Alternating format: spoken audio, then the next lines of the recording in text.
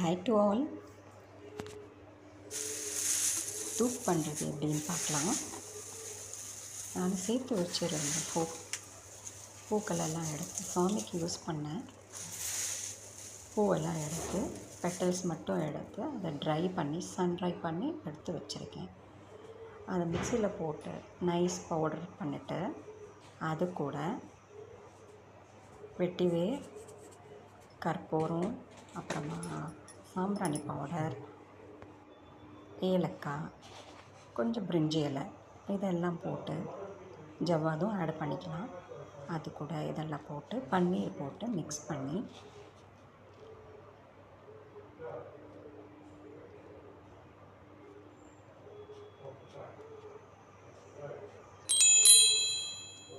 பிடிக்கிற அளவுக்கு நல்ல பதமாக வச்சுக்கணும்.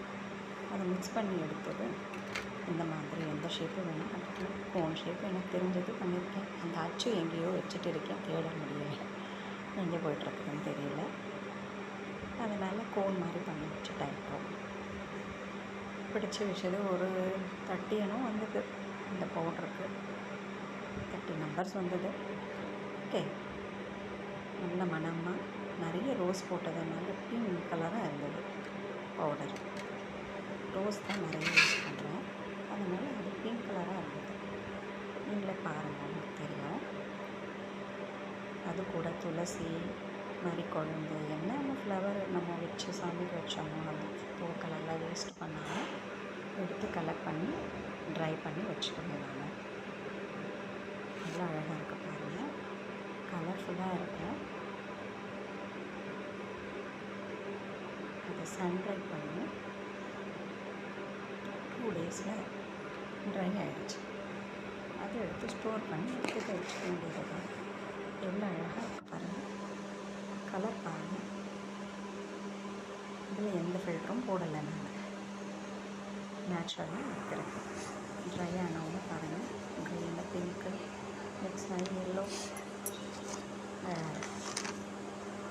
எவ்வளோ கோணை கிடச்சிருக்கு. நல்லா வாசமாக இருக்கும்.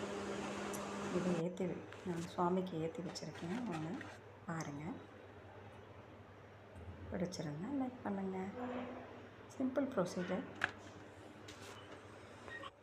மனசுக்கு நிறையா இருக்கும். இவ்வளோ அழகாக இருக்குது பாருங்கள், நல்ல வாசமாக இருக்கும். நம்ம வீட்டில் ஏற்றி வைக்கும்போது இந்த தூப்பு வீட்டிலையே பண்ணலாம். தேங்க்யூ ஃபார் வாட்சிங்.